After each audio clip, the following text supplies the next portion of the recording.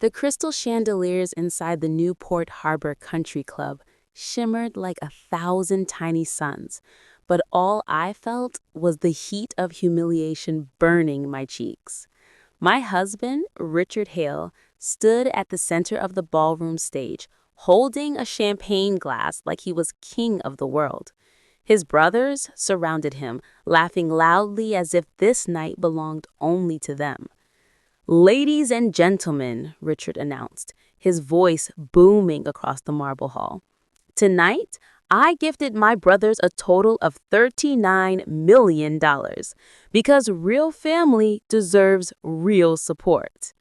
The room erupted in applause. Then he glanced at me, the only person in the crowd he never clapped for. His smile sharpened, cruel and perfect. "And my wife?" He paused dramatically. "She earns what she deserves." He let the laughter build before dropping the line that sliced through me like glass. "She deserves absolutely nothing." A gasp, a few awkward coughs. Then the silence settled, heavy, embarrassing, suffocating. I could feel 50 pairs of eyes turning toward me, trying to pretend they weren't watching the show Richard loved to make out of me. Richard lifted his glass again, mocking. "She should be thankful I even brought her here. Isn't that right, honey?" The ballroom froze. Then, a chair scraped loudly against the floor. A man from table 11 stood up, tall, calm, strangely confident, as if he'd been waiting for the moment Richard went too far. No one recognized him. He wasn't family. He wasn't a donor. He wasn't even invited. He pointed straight at Richard's champagne glass and said loud enough for the entire hall to hear, "Put that down." The room snapped. Hands tightened around silverware. Guests whispered. Security looked unsure. Even Richard blinked, confused like someone had slapped him without moving a hand. "Excuse me?" Richard sputtered. Suddenly, not so royal. The man didn't flinch. "You're about to lose far more than 40 million tonight." A shiver rushed through the hall. Every face turned toward Mumau, not with pity, but with fear or respect. They didn't know who I really was. They didn't know what I carried. They didn't know the secret that had landed in my lap just 2 hours earlier, when my daughter whispered something that shattered my world, and was about to shatter Richard's too. Richard took a step back, his arrogance cracking for the first time. I inhaled, steady and cold, because he had no idea what was coming, and neither did the room. Before all of this happened, 3 months earlier, the truth had already started unraveling. Before we continue, please leave a comment telling us where you're watching from and subscribe to Never Too Old channel. We're creating a community of people who know that our best chapters can happen at any age. Now back to the story. The crystal chandeliers inside the Newport Harbor Country Club shimmered like 1,000 tiny suns, but all I felt was the heat of humiliation burning my cheeks. My husband, Richard Hale, stood at the center of the ballroom stage, holding a champagne glass like he was king of the world.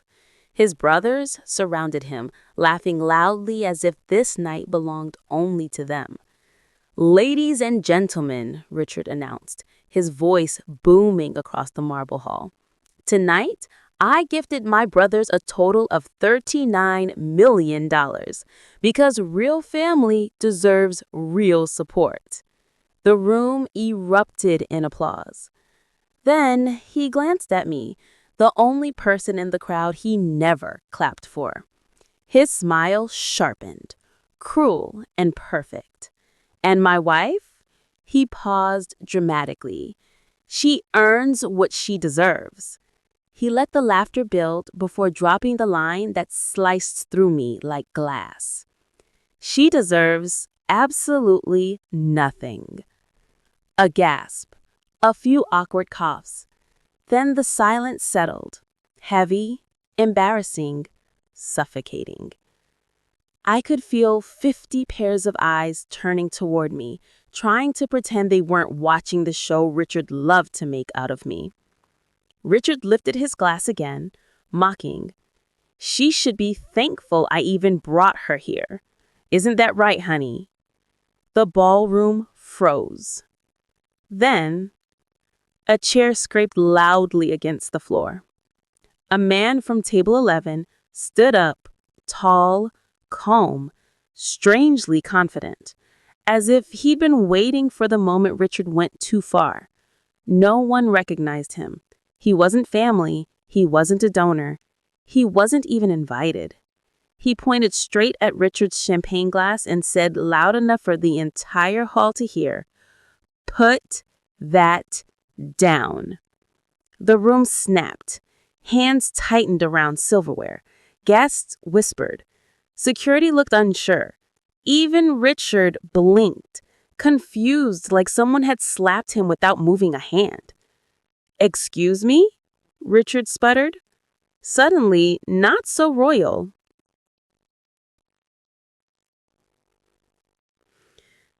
The man didn't flinch. "You're about to lose far more than 40 million tonight." A shiver rushed through the hall.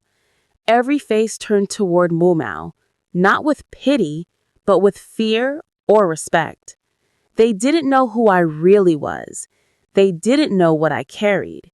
They didn't know the secret that had landed in my lap just 2 hours earlier, when my daughter whispered something that shattered my world, and was about to shatter Richard's too. Richard took a step back, his arrogance cracking for the first time. I inhaled, steady and cold, because he had no idea what was coming, and neither did the room.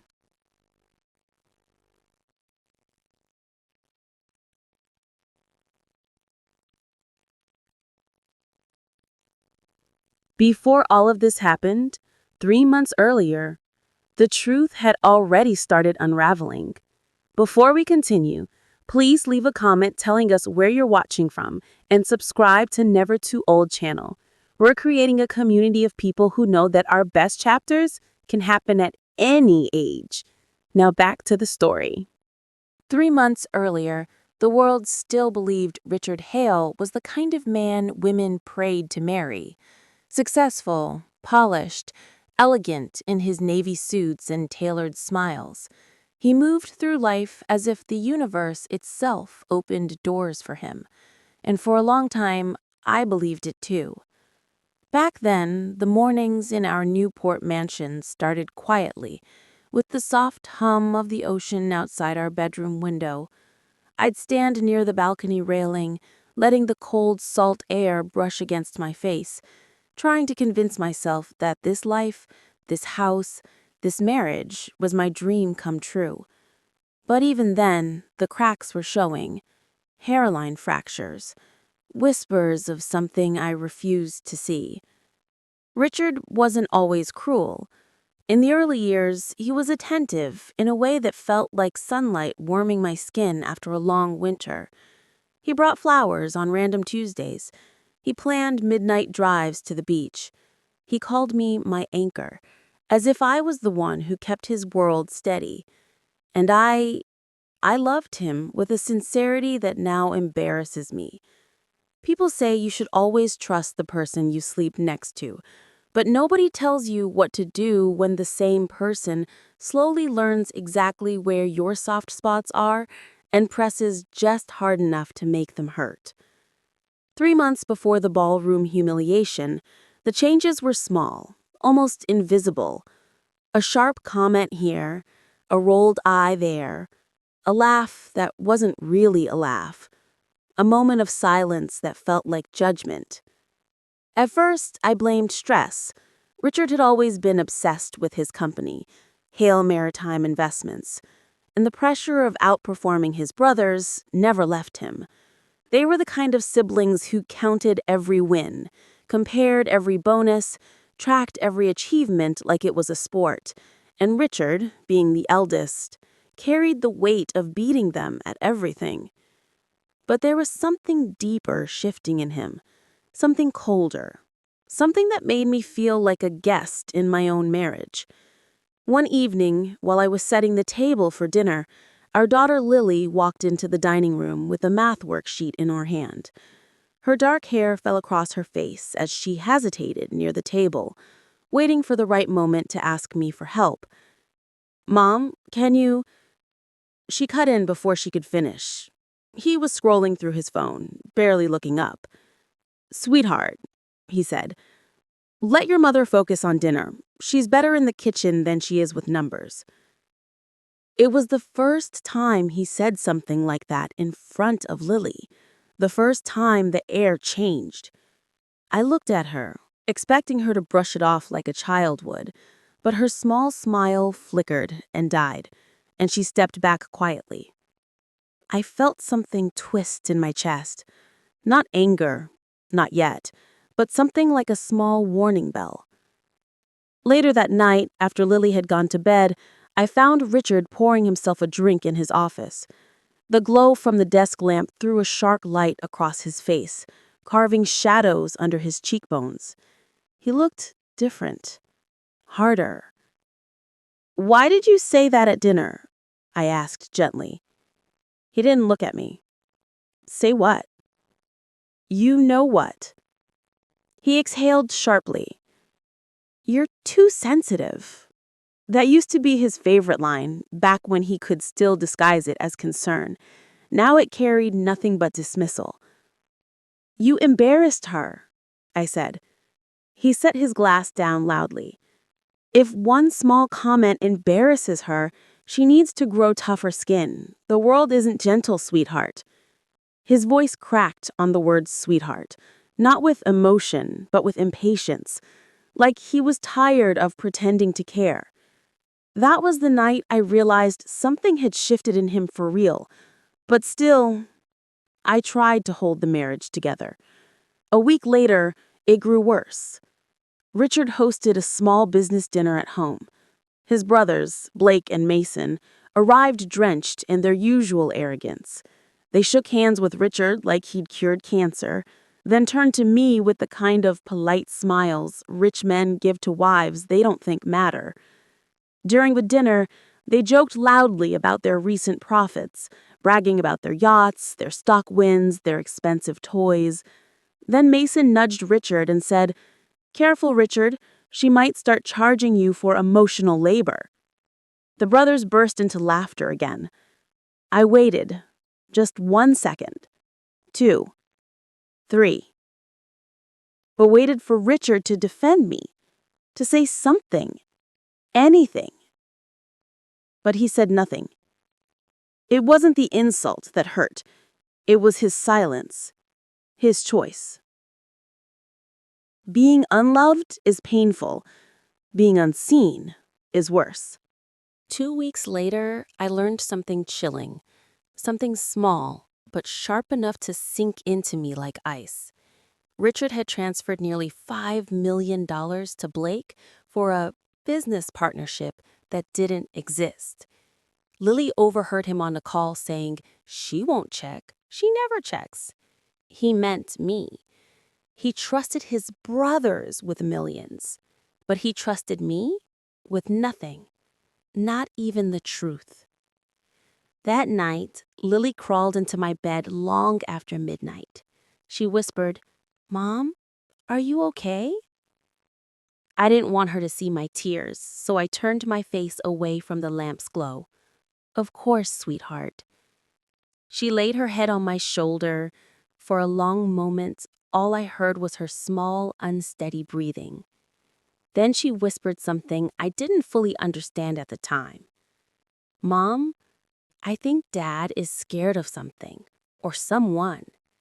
"Why do you say that?" I asked. She hesitated. Her fingers tightened around the blanket. Her voice shrank into fear. Because I heard him talking to a woman on the phone, and, Mom, he said your name in a bad way. My whole body went cold. I wanted to ask more, who the woman was, what he said, why Lily looked so shaken, but she curled against me and wouldn't speak again. I kissed her forehead and whispered, "It's okay, I'm here." But inside, my thoughts were spiraling.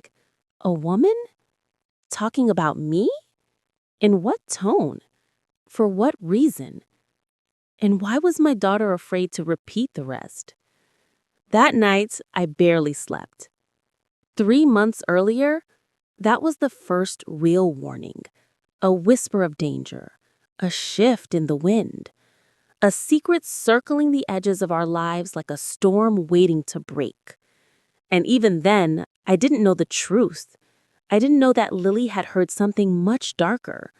Something that made her hands shake.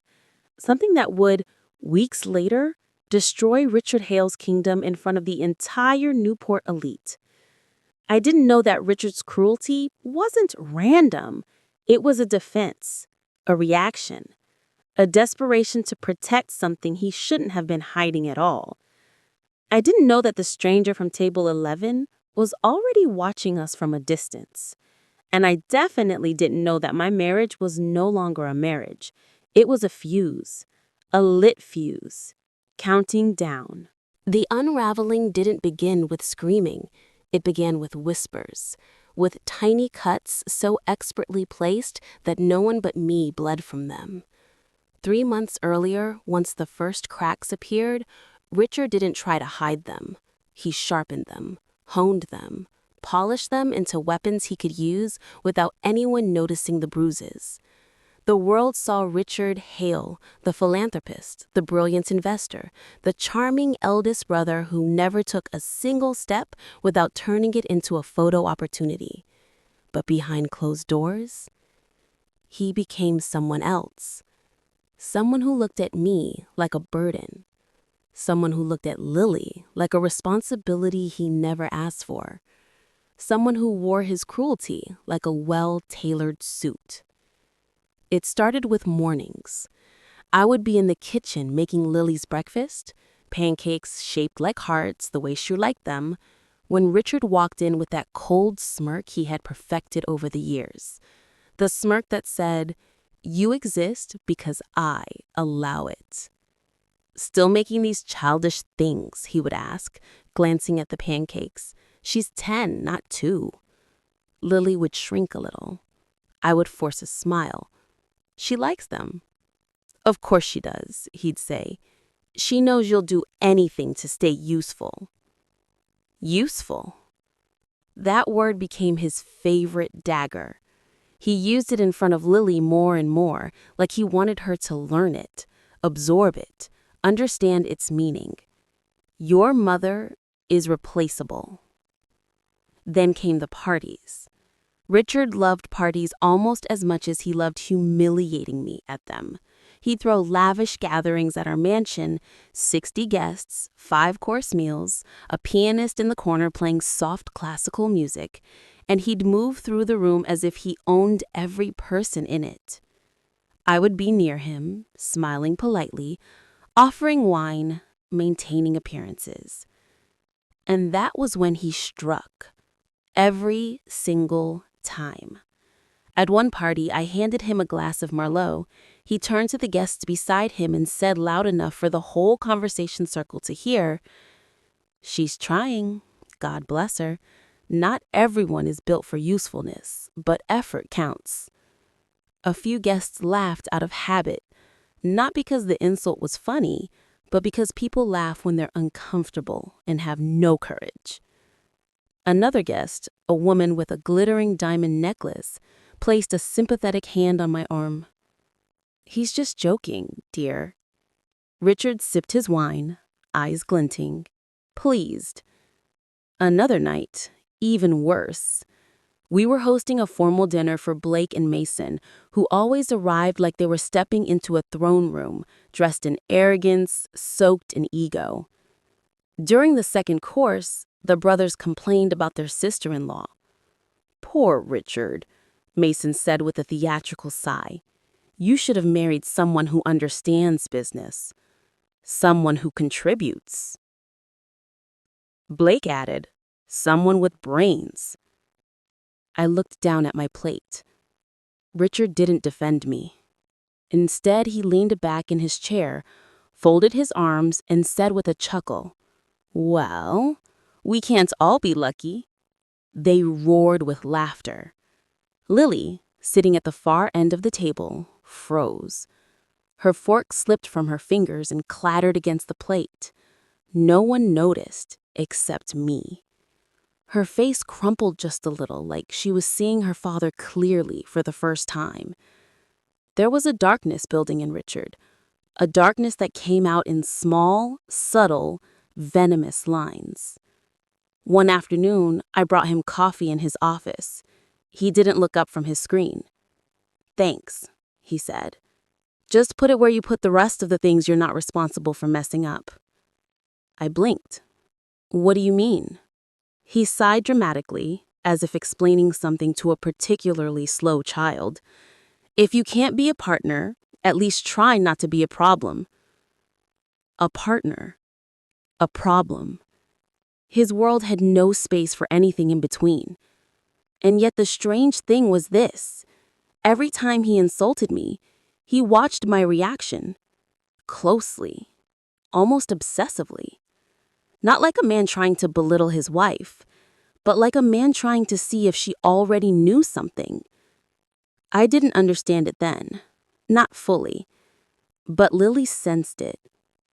One night after another dinner where Richard had called me decorative, she approached me with trembling hands. "Mom, does Dad hate you?"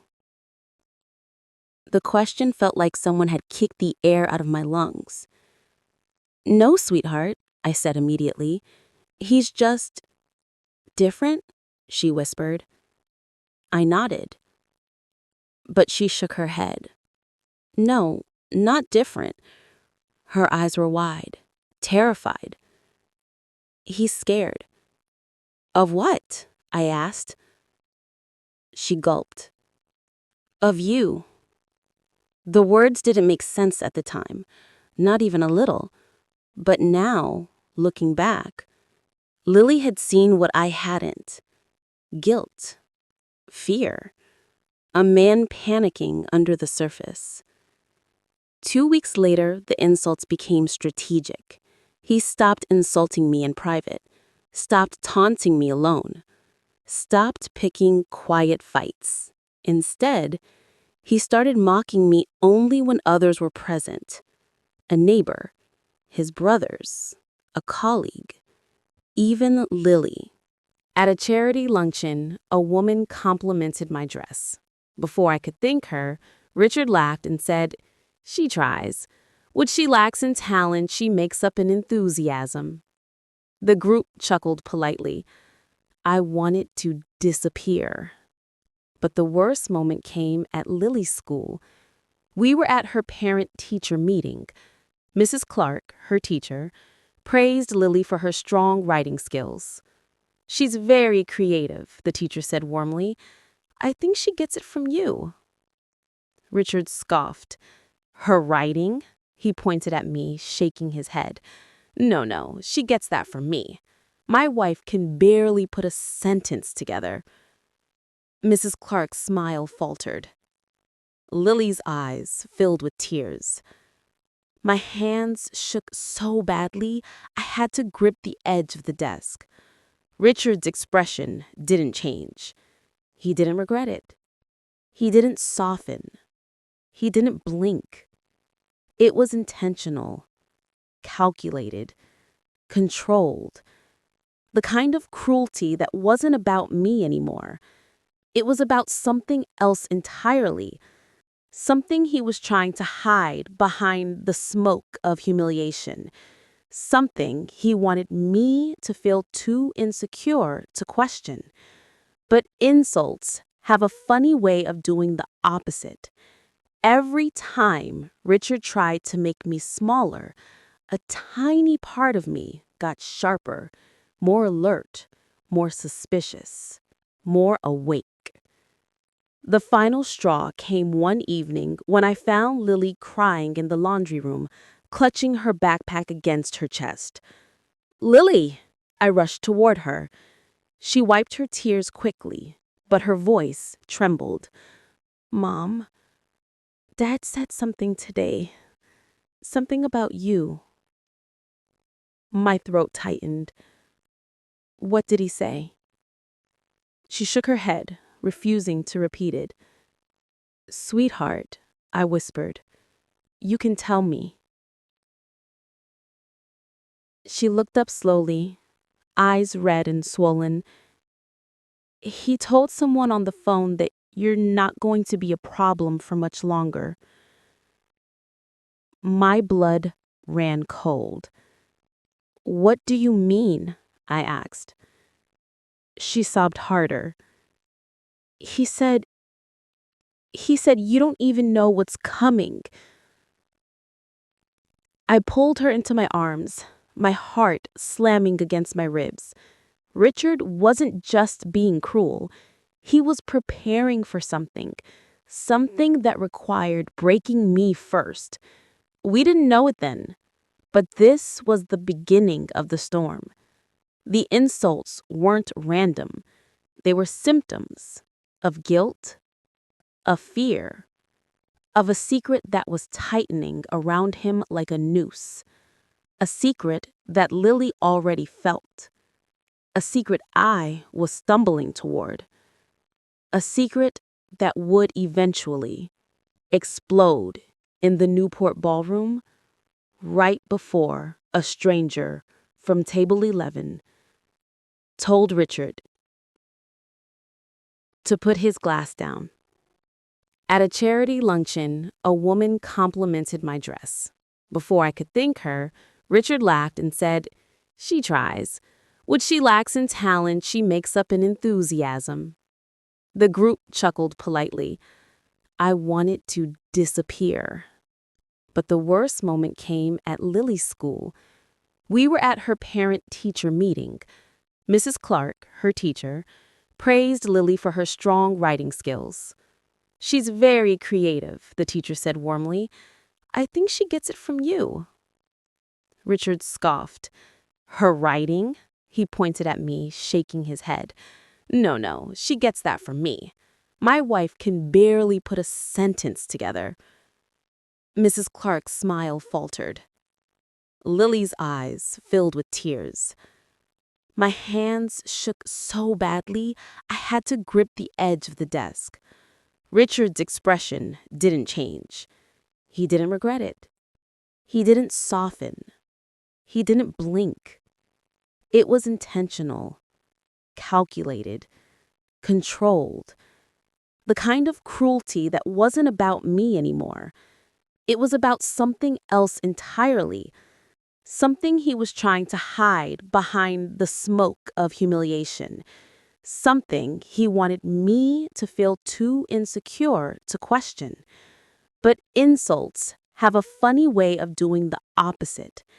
Every time Richard tried to make me smaller, a tiny part of me got sharper, more alert, more suspicious, more awake.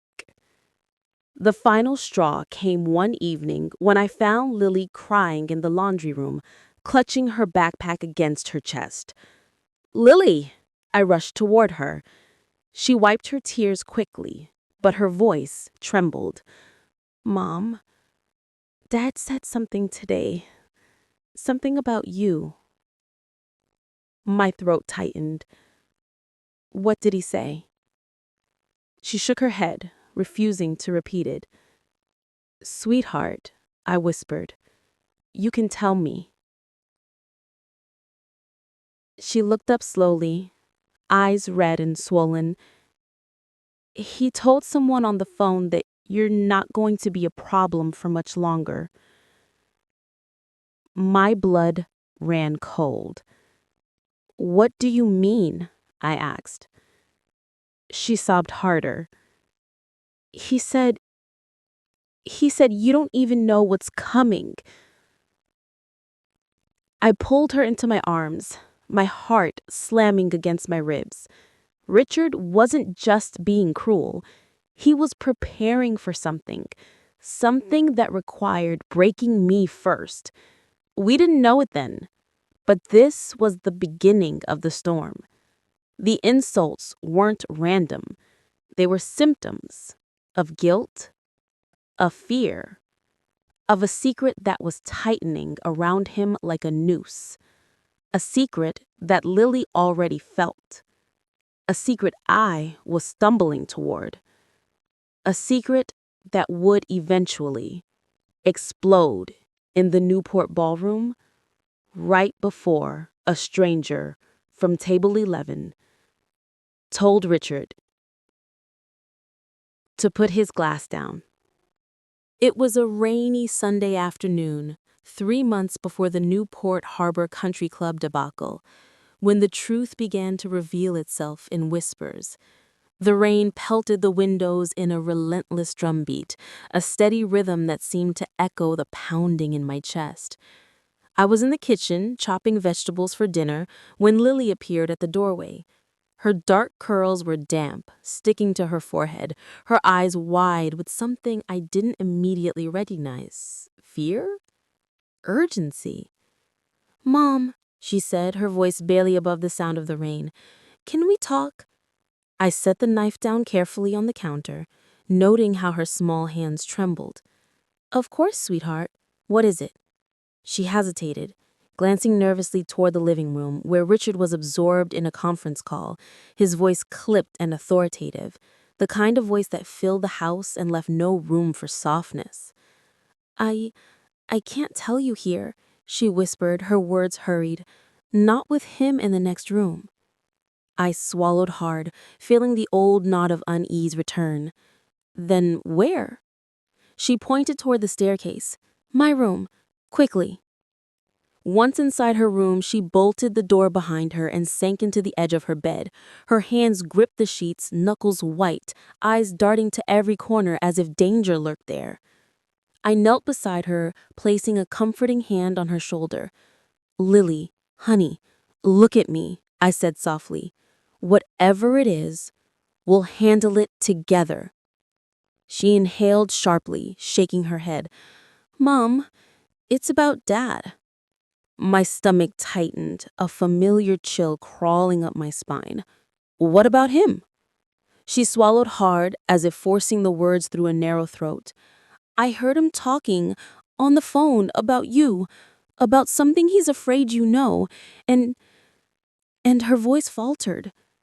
"And he said you wouldn't know what's coming." The words hit me like a punch. My heart skipped a beat. I froze, my fingers gripping her small ones tightly. "What do you mean, Lily?" I asked, trying to steady my voice. "What exactly did he say?" She shook her head again, tears welling in her eyes. "I can't repeat it all. I only caught pieces, but, Mom, it's serious. Dangerous." I felt my stomach twist. Dangerous. My mind raced. Dangerous how? Financially? Emotionally? Physically?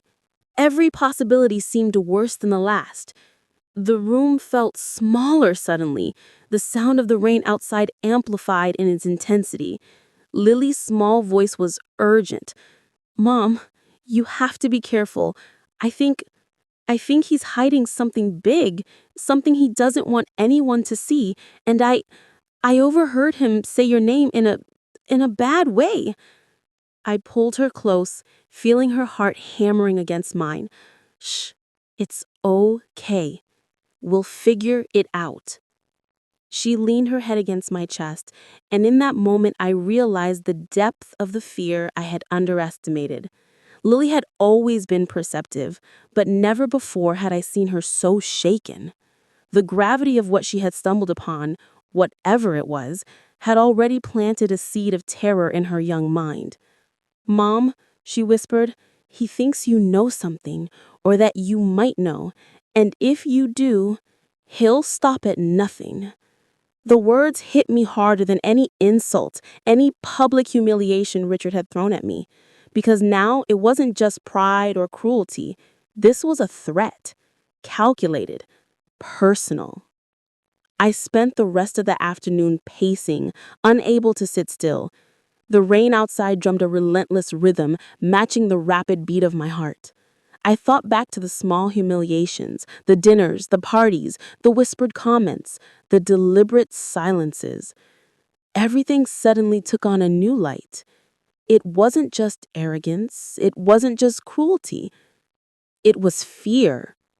And what terrifies a man like Richard Hale is always deadly. Lily's small hands gripped mine, and she looked up at me with wide, pleading eyes. "Mom, promise me you'll be careful. Don't let him know what you know." I nodded, though I didn't yet fully understand what I knew. "I promise, sweetheart. I promise." Her head sank against my shoulder again, and I felt the weight of responsibility settle heavily on me. I had to protect her. I had to figure out the secret he was hiding before it destroyed everything. That night, after putting Lily to bed, I sat alone in my study, the rain tapping against the windows in soft, rhythmic staccato.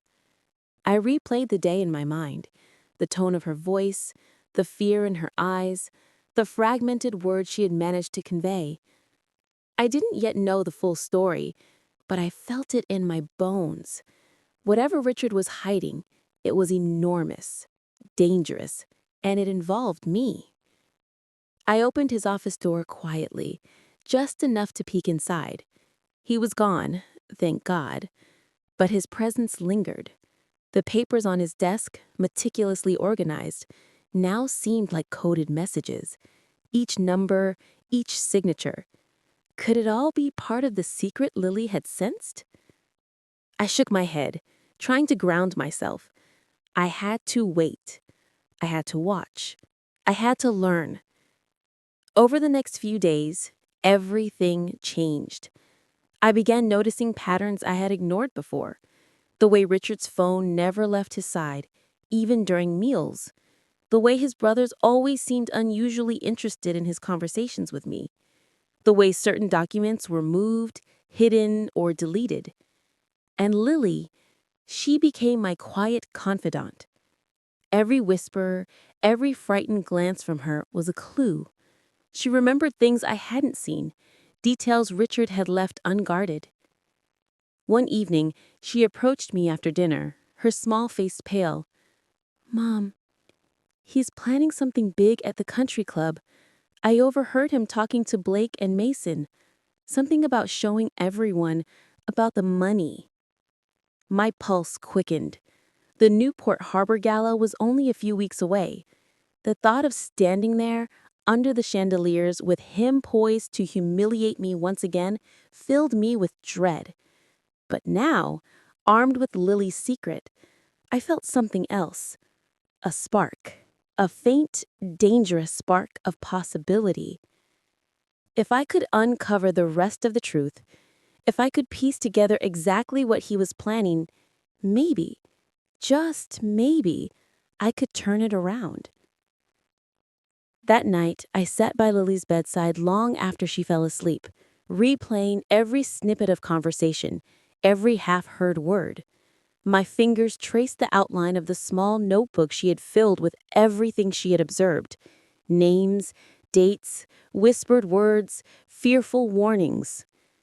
The pieces were scattered, but I could feel the picture forming. Richard's arrogance had blinded him. His obsession with appearances, with wealth, with control, it had left him vulnerable. And someone unexpected, was already waiting for the moment when he would go too far. Lily shifted in her sleep, murmuring something intelligible. I pressed a finger to her lips and whispered softly, "Rest, my brave girl. Soon the world will see the truth, and we will be ready." Outside, the rain slowed to a soft drizzle, but inside me, the storm was just beginning. The days after Lily's revelation were a blur of quiet observation, sleepless nights, and careful planning. I moved through the house like a shadow, always aware of Richard's presence, yet never confronting him directly. Every glance, every movement, every casual comment became part of a careful mental map, one that would later help me untangle the web he'd spun. Richard continued his daily charade flawlessly. To the world, he was the devoted husband, the successful businessman, the charming host. But behind closed doors, I watched him slip. Small cracks appeared, tiny mistakes, overlooked details, inconsistencies in stories, documents left open on his desk, phone calls made in haste, each one a breadcrumb, each one a thread leading to the truth. It started with the papers.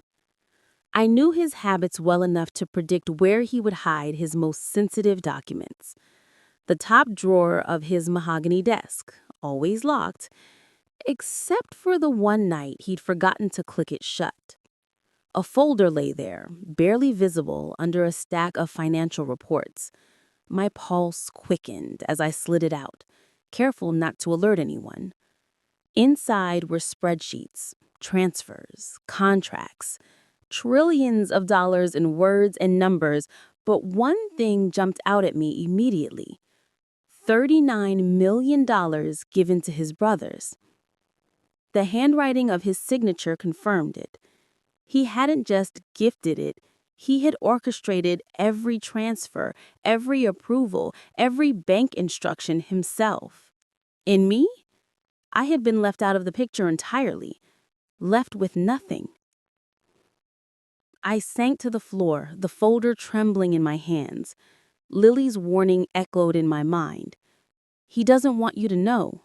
If you do, he'll stop at nothing. Next came the phone records.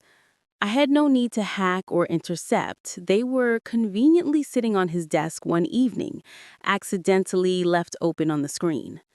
Names, numbers, and timestamps painted a vivid picture. Every call to Blake and Mason, every whispered conversation in his office, every cryptic note about assets and protection became clear. And then I saw it. A call marked differently from the others. Its duration, 43 minutes. The recipient, unknown. The note beside it simply read, "Confirm nothing leaks." My breath caught. Richard wasn't just hiding money. He was hiding a secret, a massive, calculated secret. I started piecing together his world like a puzzle. There were contracts, coded emails, whispered phone conversations, all pointing to one thing. He had been manipulating every aspect of our lives, our finances, and our social appearances. And the most chilling part, it wasn't just about money. It was about control. And the more I dug, the more I realized Richard had overstepped in ways no one could imagine. His brothers were complicit. His friends, even some trusted staff, were tools in his carefully constructed illusion. Then came the stranger. I didn't know him yet, didn't see him at first, but the first time he appeared was at a cafe near the harbor, a chance encounter, or so it seemed. He was tall, calm, and strikingly observant, the kind of person who notices the smallest details in a room without anyone realizing. His eyes landed on me with an intensity that made me instinctively aware that he knew. "You're walking on dangerous ground," he said quietly, almost to himself, but loud enough that I heard. I froze. "Excuse me?" He didn't flinch. "You're looking for something," he said, voice smooth, measured. "And you're going to find it. But be careful. He won't play fair." Before I could respond, he walked away, disappearing into the crowded street. My heart raced. I didn't know who he was, but I knew he was connected to the storm Lily had warned me about. Over the next few days, I continued my investigation quietly, armed with Lily's notes and my growing intuition. Every transaction, every whisper, every document began to make sense. I started keeping a journal, cataloging each piece of evidence. The first major discovery came when I compared the financial transfers to the brothers with the gala plans. Richard wasn't just generous. He was showing off, publicly flaunting wealth that wasn't earned through merit, wealth he thought he could manipulate to intimidate and humiliate. The realization hit me. The Newport Harbor Gala wasn't a celebration. It was a weapon, a stage for humiliation. Then Lily gave me a crucial piece of information. She said one evening, her small voice shaking, "I heard him. He's planning something at the ballroom. Something about gifts, about showing everyone he's in control." I felt a chill crawl down my spine. The gala was only weeks away, and Richard's arrogance made him predictable. If I could uncover the rest of the plan, I could prepare. I could strike back. That night, I stayed awake, tracing the connections, memorizing the names of donors, the sequences of events, the likely places where he would try to humiliate me. Each observation added to a mental map I was constructing with precision. Every small detail mattered: security routes, stage placements, guest seating. I realized something terrifying and thrilling. Richard's empire of control had a weakness, and I was beginning to see it. A week before the gala, the stranger returned. This time, he didn't approach directly. I noticed him observing from a distance during one of Richard's meetings at his office. His eyes scanned the room with surgical precision, landing briefly on me before he melted back into the shadows. That night, I received a single message on my phone, unsigned. "Trust no one. Prepare. The moment will come." I didn't reply. I didn't need to. The warning alone confirmed what I had begun to suspect. Richard had underestimated me completely. Every piece of evidence, every whispered secret, every misstep he made had brought me closer to understanding the full scope of his arrogance. And with Lily's insight guiding me, I began to form a plan.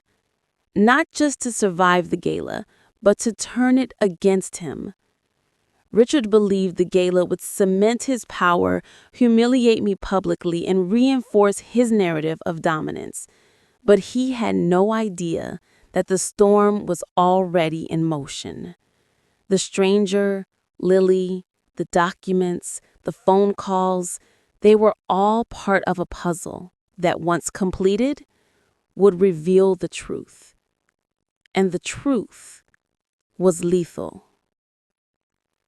By the night before the gala, I had every detail mapped in my mind. Every movement Richard would make, every toast he would give, every look he would cast toward me had been anticipated. I knew the exact moment his arrogance would peak. I knew the exact words that would slip from his lips, and I knew the exact reaction of the person who would finally confront him publicly. Someone he would never expect. Someone who had been waiting for him to overreach.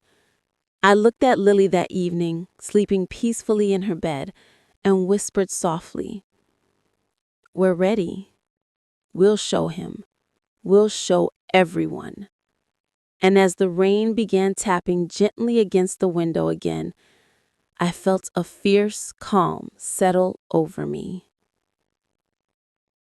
Richard Hale built his empire on control and arrogance. But every empire has its cracks, and soon the world would see his. The Newport Harbor Gala was only days away, and Richard's arrogance had reached its peak. Every morning he moved through the house like a king surveying his kingdom, oblivious to the storm quietly forming under his nose. He rehearsed speeches aloud, practiced his toasts, adjusted the placement of crystal glasses until they gleamed perfectly. Every detail mattered, to him, to the world. But he failed to notice one crucial thing. I had been watching, learning, waiting. The tension began at dinner, 3 nights before the gala. Richard hosted Blake, Mason, and a few of his high-profile friends at the mansion. Lily and I were present, but carefully positioned to be overlooked. "You'll love the gala," Richard said, swirling a glass of champagne. "It's the perfect showcase. Everyone will see what real generosity looks like." Blake laughed. "Generosity? You mean 39 million to us, right?" Richard smirked. "Exactly. And don't forget the wife. She'll be there to witness it all." I felt the familiar prickling heat rise in my chest. The reminder of my exclusion from his generosity was deliberate, cruel, and carefully timed. Richard didn't just want to show off wealth, he wanted to assert dominance, humiliate me publicly, and leave Lily watching, helpless. But this dinner, unlike the others, began to unravel. A small detail, a miscalculation on Richard's part, triggered a ripple of tension. He had left one of the financial documents I had discovered months earlier on the sideboard, accidentally visible. A guest with a keen eye noticed it, squinting at the numbers. Richard, sensing scrutiny, leaned over to mask the papers, but his gesture was abrupt, clumsy, an imperfection in his carefully rehearsed armor. "Everything all right, Richard?" one guest asked, smiling politely. "Yes, perfectly," he replied, though the hesitation in his voice was just perceptible enough to draw attention. I caught Lily's hand under the table. Her small fingers squeezed mine, signaling that she had noticed the cracks too. Over the next few days, the tension escalated in subtle, almost imperceptible ways. Richard became short-tempered. His commands to staff were clipped and abrupt. He barked at Blake and Mason for minor details regarding the gala setup. His phone calls grew increasingly frantic, hushed, full of curt phrases like, "Make sure nothing leaks," and "This must remain private." I watched him, noting every tremor of impatience, every flash of frustration, every moment when his flawless composure faltered. One evening, I confronted him, carefully, subtly. "I noticed the gala schedule," I said, keeping my tone light, almost casual. Richard turned, his smirk sharp. "Of course, a perfectionist must work with perfection, don't you think?" I met his gaze steadily. "And what if perfection fails?" For a moment, his eyes narrowed, a flicker of unease passing over his features. "It won't fail." But the hesitation lingered. I had him, not openly, not yet, but I had caught the first whisper of doubt. The following day, Lily came to me with a revelation that escalated the stakes further. "I overheard Dad talking to Blake," she whispered. "He said, if anything goes wrong at the gala, someone will pay the ultimate price." My blood ran cold.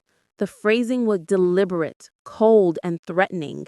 Richard wasn't just planning to humiliate me, he was preparing for complete domination, ensuring there would be no escape, no retaliation. I realized then that the gala wasn't just a social event, it was a battlefield, and he thought he had all the weapons. In the meantime, the stranger from the cafe appeared again. This time, he didn't approach me directly. Instead, I noticed him at a local charity planning session, watching Richard's team, observing my husband with quiet intensity. His presence was unnerving, magnetic, and precise. Later that night, an anonymous note appeared slipped under my door. "He's preparing for war. Be ready. He underestimates you completely." The handwriting was elegant, deliberate. Whoever it was, they knew the situation inside and out.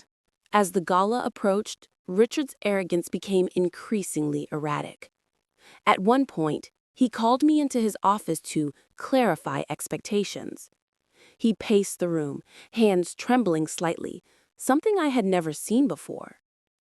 "You need to support the image," he said sharply. "Be perfect. Understood?" I nodded, keeping my expression neutral. Of course. But inwardly, I was planning. Every insult, every exclusion, every public humiliation he had prepared for me would be turned against him. Lily's secret had given me the leverage. The stranger's warnings had given me the timing. The documents, the phone calls, the patterns, all were pieces of the plan. And Richard? He remained completely blind. Then came the final misstep. Richard had arranged for a series of surprise announcements at the gala, the largest being the $39 million gifts to his brothers. He intended to revel in their applause while I stood quietly, invisible, disregarded. But the evidence I had gathered revealed a weakness. A single phrase he intended to say, a single line delivered with malicious perfection, could be flipped. One miscalculated word at the wrong moment would unravel him completely. I rehearsed in my mind how it could unfold. The pause, the audience's reaction, the perfect timing of the intervention. Every detail had to be precise, every emotion anticipated. Because Richard Hale believed himself untouchable, and untouchable men are the easiest to break. The night before the gala, I went over every single piece of information again. The financial documents, the phone records, Lily's notes, observations, and whispered warnings, Richard's habits, gestures, and predictable arrogance, the stranger's appearances and cryptic messages. Every single element formed a map, an unspoken choreography of exposure, confrontation, and revelation. I realized then that Richard's downfall wouldn't be accidental. It would be meticulously orchestrated. And as I tucked Lily into bed that night, her small hand slipping into mine, I whispered, "Tomorrow, Richard Hale learns that some secrets are stronger than wealth, and some people are stronger than fear." The storm was coming, and for the first time I felt the thrill of control, cold, precise, unyielding. Richard had spent months preparing to humiliate me. He had not prepared for me to fight back. He had not prepared for the truth. He had not prepared for the stranger from table 11. And he would pay for every insult. The morning of the Newport Harbor Gala arrived like a tide, silent yet unstoppable. The ocean beyond the balcony glimmered under a cold sunrise, waves slapping against the docks with a rhythm that seemed to echo the pounding in my chest. I stood by the window, Lily's small hand in mine, feeling the weight of every decision I had made over the past 3 months. Each sleepless night, each observation, each whispered warning from my daughter, all of it had led to this day. Richard, in contrast, was oblivious. He moved through the mansion like a predator pacing his territory, checking flowers, adjusting napkins, practicing the same speech he had repeated 100 times. Every detail was meticulously rehearsed, every moment choreographed to perfection. He believed the night would belong to him. He believed the show would cement his control. He was wrong. I had spent 3 months mapping him, studying patterns, collecting evidence, observing every nuance. Lily's whispered secrets had been the spark. The stranger's silent interventions had been the shadows guiding me. And now everything was ready. The turning point wasn't a moment of luck. It was a culmination of every small choice I had made since the first humiliating comments in our kitchen. As we arrived at the Newport Harbor Country Club, the grandeur of the hall hit me with its usual mix of awe and unease. Crystal chandeliers sparkled like a galaxy suspended above us. The polished marble floor reflected the golden glow of candlelight. Guests in evening gowns and tuxedos milled around, glasses in hand, all oblivious to the silent storm about to erupt in their midst. Richard's eyes found mine as soon as we entered. His smirk was perfect, predatory. He had no idea what we now knew.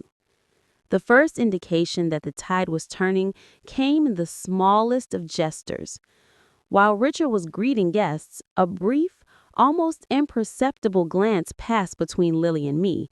She handed me a small folded piece of paper, her final notes, condensed into the key points of Richard's scheme, each line a weapon, each word a trigger. I slipped it into my clutch, feeling the power of knowledge settle in my palm. I finally understood. Knowledge was the greatest equalizer. Knowledge was the spark that could ignite the collapse of a man who believed himself untouchable. The stranger arrived shortly after we entered. Tall, calm, unnervingly precise, he positioned himself at the far end of the hall, observing Richard as he moved among the guests. His presence was almost imperceptible, yet it radiated an unspoken authority. I didn't know who he was, but I trusted him instinctively. Richard's arrogance made him predictable. The stranger made him vulnerable. As the night progressed, Richard's performance unfolded exactly as planned, until it didn't. He raised his glass to make the grand announcement, smiling smugly at the anticipation in the room.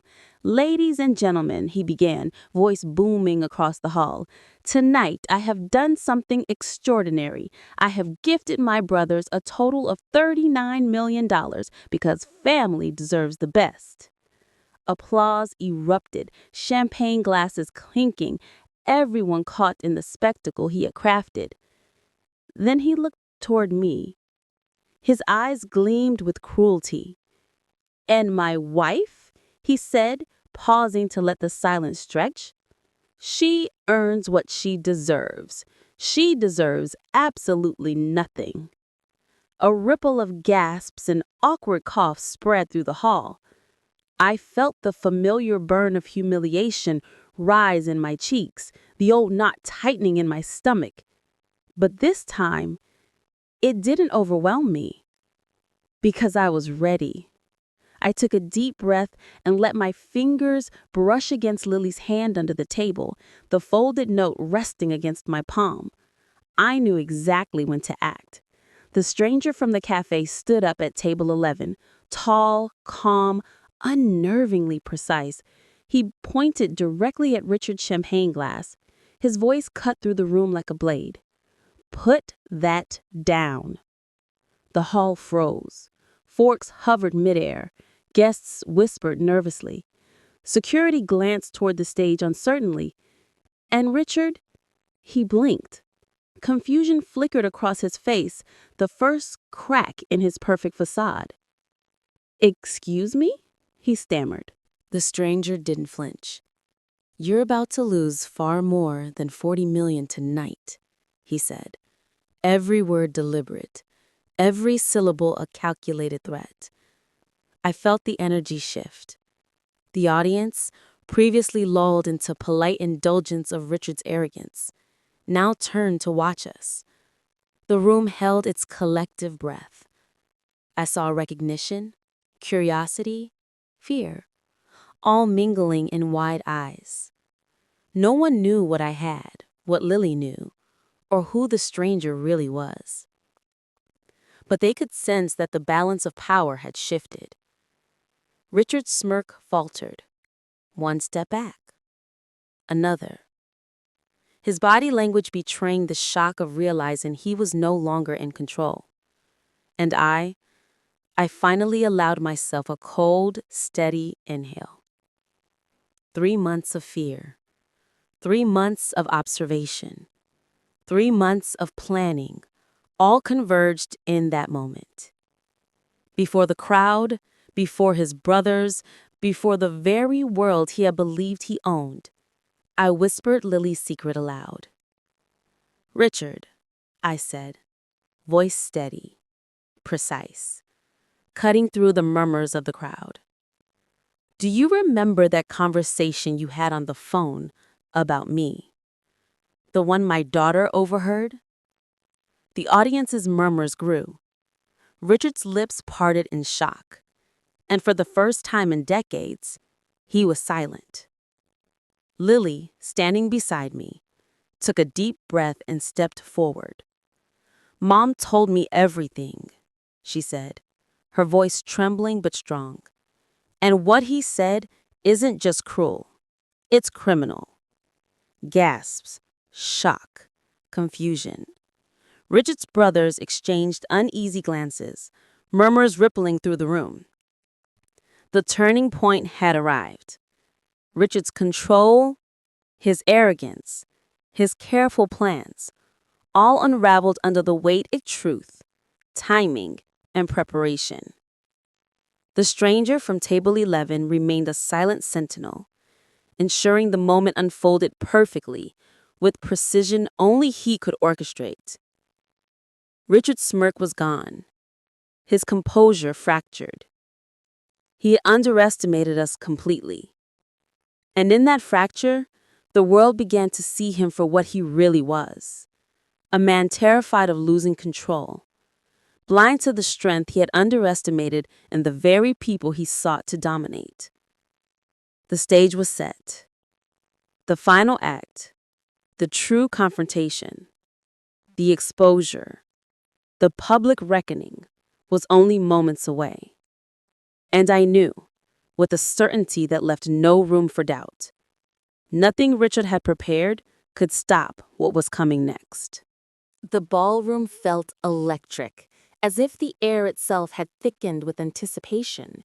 Every eye in the Newport Harbor Country Club was on Richard, waiting for him to deliver the final flourish of his arrogance. Crystal chandeliers sparkled overhead, reflecting the golden light onto marble floors, yet the brilliance did nothing to soften the tension. Richard held his champagne glass high, perfectly rehearsed, smile in place. "Ladies and gentlemen," he began, voice booming with practiced authority, "tonight you witness generosity at its finest. My brothers have earned $39 million because family, real family, deserves nothing less." Applause erupted, echoing through the hall. Richard's brothers beamed, basking in the glow of his orchestrated perfection. And I remained seated, my hands resting lightly on Lily's small, trembling ones, my heart calm, my mind focused. This was the moment everything converged. Richard turned toward me, eyes narrowing in that familiar, cruel smirk. "And my wife?" He paused, letting the room grow tense. "She earns what she deserves. Nothing." The words sliced through the air, deliberate, sharp as always. But the room no longer reacted with polite murmurs. Something had shifted. The moment had been prepared, rehearsed, but Richie hadn't accounted for the forces aligned against him. I rose slowly from my seat, holding Lily's hand for strength, my voice calm but piercing, carried across the hall. "Richard," I said clearly, projecting every ounce of control I had, "do you remember the phone call you had, the one my daughter overheard?" Richard froze. The smirk faltered. The practiced arrogance cracked for the first time. Lily stepped forward, small but fearless, her voice trembling with strength. "Mom told me everything, and what you said, it's not just cruel, it's dangerous, it's illegal." Gasps echoed, heads turned, guests whispered in shock. The brothers' smiles wavered, even Blake and Mason exchanged uneasy glances. Richard's eyes darted around the room, panic flickering where pride had once lived. And then the stranger from table 11 stepped forward. Tall, calm, unyielding, he pointed directly at Richard's raised glass. His voice cut through the murmurs like steel. "Put that down." The hall froze. Richard blinked, momentarily disarmed. "You're about to lose far more than $40 million tonight. All of it. Gone. Because you underestimated her. You underestimated the truth, and you underestimated the people she trusts." The silence was suffocating. 50 pairs of eyes were on Richard, on me, on Lily. The air crackled with anticipation, as if the room itself had taken a collective breath, waiting for the next move. Richard stumbled over words, his perfect composure unraveling. What what are you talking about?" His voice, usually confident and commanding, now trembled. The stranger did not answer. Instead, he turned, gesturing toward the financial documents I had discreetly placed on a small pedestal beside me, proof of every transfer, every manipulation, every deceit. I stepped closer to the microphone at the front of the room, feeling the weight of 3 months' worth of planning coalesce into this moment. "Ladies and gentlemen," I said, voice steady, measured, "tonight you've seen one version of generosity. What you haven't seen is the truth." I began to lay it out. Every gift Richard claimed to have made to his brothers, every transaction hidden from me, every cruel comment, every whispered plan to humiliate me publicly, it all came to light piece by piece. The guests leaned in, whispers growing to murmurs of disbelief. Richard's face turned crimson. The smirk was gone. The pride evaporated. He stuttered, tried to interrupt, tried to regain control, but it was too late. The room had already seen him for what he truly was. Lily, emboldened by the moment, stepped forward once more.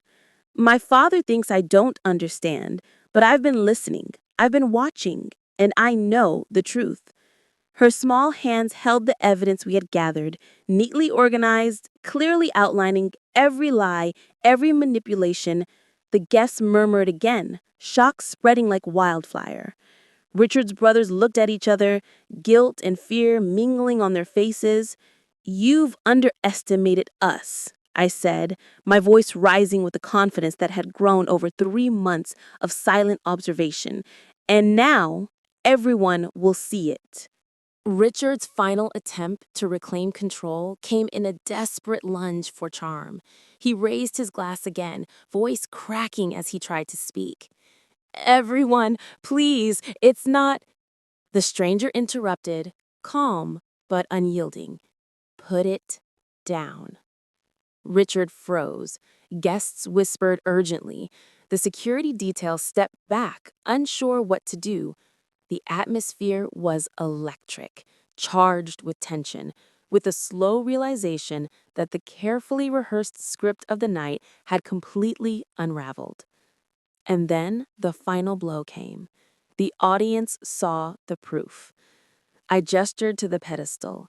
The documents, clearly displayed for everyone to see, outlined every transfer Richard had made to his brothers, and the fact that I had been intentionally left out of each one. The sum total, the meticulous planning, the betrayal, it was undeniable. Gasps turned to murmurs of outrage. Friends of the Hale family looked horrified. Donors shifted uncomfortably in their seats. Everyone who had once admired Richard now saw him for the manipulator he truly was. Richard's face turned pale, then red, then pale again. His voice, once commanding, became a stammering mess. He opened his mouth to speak, but no words came. In that moment, the turning point became irreversible. Lily and I stood side by side, the culmination of 3 months' worth of observation, planning, and whispered secrets laid bare for everyone to see. The stranger remained, silent, a sentinel ensuring the moment was perfect. Richard's arrogance had not only been challenged, it had been publicly shattered. His brothers looked at him in disbelief. Guests whispered, some openly condemning him, and the room that once celebrated his so-called generosity now bore witness to the full scope of his deceit and cruelty. Richard finally dropped his glass. The clink against the marble floor sounded like the final toll of a bell. Silence fell, heavy, suffocating. He looked at me. Not with anger, not with pride, not with control, but with something raw and unguarded: fear. He had been unmasked, and we had been ready. I turned to Lily, squeezing her small hand. "We did it," I whispered. She smiled, tears of relief and triumph in her eyes. "We did, Mom." The stranger from table 11 gave a subtle nod before slipping back into the crowd, disappearing as quietly as he had arrived. His role had been done. The gala, meant to humiliate me, had instead become Richard's reckoning. The arrogant, cruel man who had tried to control every aspect of our lives had been exposed before the very audience he had counted on to admire him. And I, the wife he had sought to diminish, stood victorious. The aftermath of the Newport Harbor Gala was unlike anything I had imagined. The once glittering hall, filled with the murmur of shocked voices and the clinking of crystal glasses, slowly emptied. Guests filed out, some whispering, some shaking their heads, some casting furtive glances at Richard, who remained frozen near the stage, the weight of exposure pressing down on him like a physical force. For the first time in decades, Richard Hale was silent. Not the confident, commanding, unassailable figure the world had always known. Not the man who had orchestrated every party, every humiliation, every public display of wealth. Just a man, stripped bare. I gathered Lily close as we walked through the grand doors of the ballroom. Outside, the cool night air was a relief after the suffocating tension of the gala. The ocean waves crashed gently against the shore, a soft, steady rhythm that mirrored the slow calming of my own heartbeat. "You were amazing, Mom," Lily whispered, her small hand gripping mine tightly. I smiled, brushing damp curls from her forehead. "So were you, sweetheart. You were brave. You helped me make sure the truth was seen." Her eyes sparkled with pride, the first real light I had seen in them since Richard's cruelty had started to shadow our lives. The next days were a whirlwind. News of the gala spread rapidly through social and financial circles. Gossip turned to outrage. Richard's public image, meticulously constructed over decades, crumbled under the weight of documented evidence and eyewitness testimony. Journalists called, eager to verify the story. Donors who had once celebrated his generosity now questioned his motives, his integrity, his morality. Richard, meanwhile, retreated to his private world, one that had once seemed untouchable, now a prison of his own making. Lawyers, advisors, and accountants all approached him with caution. Every decision, every asset, every move was questioned. The man who had wielded money as a weapon suddenly had it turned against him. For me and Lily, life began to regain its rhythm, though the scars of Richard's cruelty lingered. We spent mornings laughing over pancakes in the kitchen, no longer shadowed by his scornful remarks. Even simple walks in the park felt like tiny victories, each one a reclaiming of space and freedom. I began to rebuild, not just my life, but my confidence. For too long, I had allowed Richard's words, his smirks, his carefully crafted insults to define my reality.